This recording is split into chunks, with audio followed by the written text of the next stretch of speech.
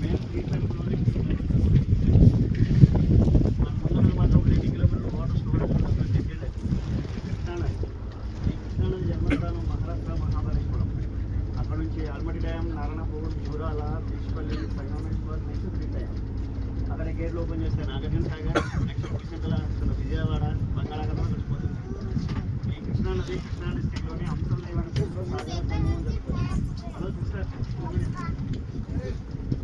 ఈ నదికి కృష్ణా డిస్టిక్లోని అంశల్ లెవెన్ ప్లేస్లో సాగర సంగమం జరుగుతుంది. ఇంపార్టెంట్గా చెప్పేది ఏంటంటే మన ఎదురు ఇక్కడ విలేజ్ ఒకటి కనపడుతుందంటే అక్కడ దిగి 7 కిలోమీటర్లు నడుచుకుంటా వెళ్తే కదిలివనం అనే పూర్ణం ఉన్నారు పేరు.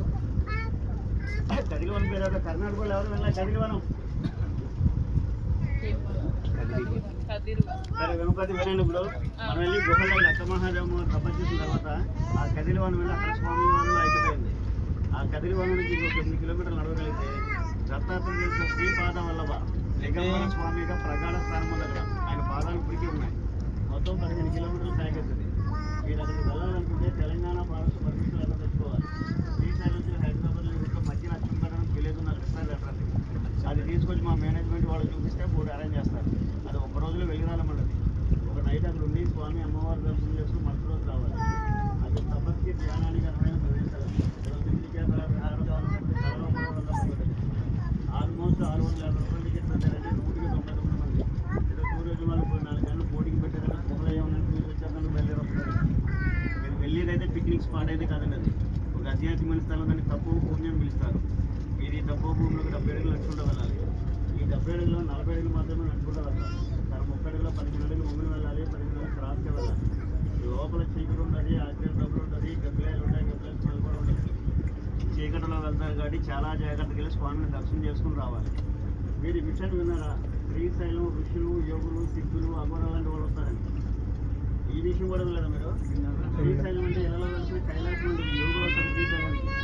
కొన్ని లక్షల మంది ప్రవాసాలు చెప్తుంటే మన ఇళ్ళలో కూర్చుని టీవీలో చూస్తున్నారు. వెళ్ళి వాళ్ళే గుహలకు వచ్చి వెళ్తున్నారంటే మీరు ఏ ప్లేస్కి వెళ్తున్నారని మీ మనసులో శ్రీశైలం యోగులు, సిద్ధులు వచ్చినప్పుడు మీరు వచ్చి బోట్లో రావాల్సిన వేరే మార్గం లేదు. మా బోట్లో ఎవరు వచ్చినా ఒకటే విషయం చెప్తారు మాకు. మీరు ఎంతో మంది భక్తులు గుహలు తీసుకొస్తారు కదా, లోపలికి వెళ్ళేటప్పుడు మాత్రం చెప్తే ఓం నమః శివాయ పంచాక్షరి మంత్రం చెప్పించమనండి, లేదంటే సైలెంట్గా వెళ్ళి సైలెంట్గా స్వామిని చూసినామని చెప్తున్నారు. ఎవరు బోట్లో వచ్చినా చెప్పే విషయం ఇది. తెలిసిన గురూజీ ఒక ఆయన ఉంటే ఆయన నేను అడిగాను, వచ్చిన వాళ్ళంతా గుహలోకి వెళ్ళేవాడికి మంత్రం చెప్పమన్నారు స్వామి ఎందుకు అని. కొన్ని వేల మంది ఋషులు ఐక్యత అయ్యి సూక్ష్మ రూపంలో నిత్య సంచారం చేస్తున్నారు స్వామి వారికి. ఇప్పటికీ ఋషులు సూక్ష్మ రూపంలో ధ్యానంలో ఉన్నారు. మీరు నడిచెళ్ళేవాడు మీ కాళ్ళ కింద వాళ్ళు ఏ రూపంలో పడ్డా ఈ పంచాక్షరి మంత్రంలో హరించిపోదని చెప్తున్నారు వాళ్ళు. మీరు ఎవరైనా మెడిటేషన్ కానీ ధ్యానం చేసి అలవాటు ఉంటే 2 నిమిషాలు గుహలో నిలబడితే లోపల ఉన్న వైబ్రేషన్స్ అంటే మీకు అర్థమవుతాయి. అటువంటి ఆధ్యాత్మిక ప్రదేశంలోకి వెళ్తుంటే సైలెంట్గా వెళ్ళి మీకు ఉపయోగకరం. 650 రూపాయలు టికెట్ కొనుక్కొచ్చారు కాబట్టి మీరు ఎలా ఉన్నా దర్శనాలు అయితే చేస్తాం. శివుడు అభిషేక ప్రియుడా, అలంకార ప్రియుడా? శ్రీశైలం ఉన్న జ్యోతిర్లింగానికి వేల రూపాయలు ఖర్చు పెట్టి మనం స్వామి అడుగులో ఉన్నాడు ప్లస్ గుహలో ఉన్నాడు. ఇంకెవరో అభిషేకాలు చేయరు ఇక్కడ. నేచరే స్వామికి అభిషేకం చేస్తూ ఉంటుంది. 365 రోజులు స్వామివారి మీద ఒక డ్రాప్ వాటర్ పడుతూ ఉంటుంది. ఆ వాటర్ ఎక్కడి నుంచి వస్తుందనే విషయం ఇప్పటికీ ఎవరికి అంత పట్టణ ప్రశ్నగా ఉండదు. మేరాకులు కట్టుకుంటాం. శివుడు అభిషేక ప్రియుడు అన్నది గుహలో ఉన్న స్వామిని దర్శనం కనబడతాడు. అటువంటి ఆధ్యాత్మిక ప్రదేశంలో కలిసి సైలెంట్గా వెళ్ళి చాలా ఉపయోగకరంగా ఉంటుంది. బోట్ ఇక్కడ గంట టైం ఉంటుంది. అందరికీ దర్శనంతో బోట్ రిటర్న్ బయలుదేరుతుంది.